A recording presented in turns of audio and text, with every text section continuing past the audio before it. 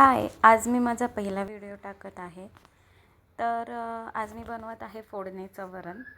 एका पातेल्यामध्ये तेल घेतलं, त्यात मोहरी, जिरं आणि थोडासा लसूण टाकला ठेचून आणि ते चांगलं मिक्स केलं.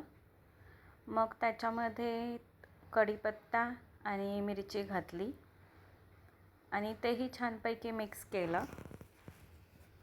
एकत्र होईपर्यंत चांगलं मिक्स करायचं आणि मग त्याच्यामध्ये थोडंसं मीठ घालायचं. मीठ मी डाळ शिजवताना पण घातलं होतं.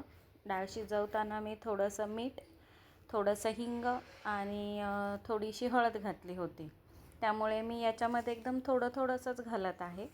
एक थोडा चांगला फ्लेवर येण्यासाठी वरणाला थोडीशी हळद घातली आणि याच्या आधी हिंग आणि मीठ घातला आणि हे परत एकदा सगळं थोडं चांगलं मिक्स करून घ्यायचं.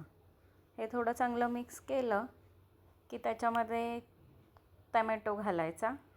टॅमॅटो घालून पण थोडं मिक्स करायचं. आपण मीठ आणि हळद घातल्यामुळे टॅमॅटो लगेचच थोडा मऊ पडतो. टॅमॅटो मऊ पडला की त्याच्यात शिजवलेली डाळ घालून घ्यायची. शिजवलेली डाळ घातल्यावरती त्यामध्ये छानशी कोथिंबीर वरनं भुरभुरायची. करून बघा तुम्ही अशा प्रकारे वरण. खूप सुंदर आणि खूप टेस्टी लागतं. थँक्यू.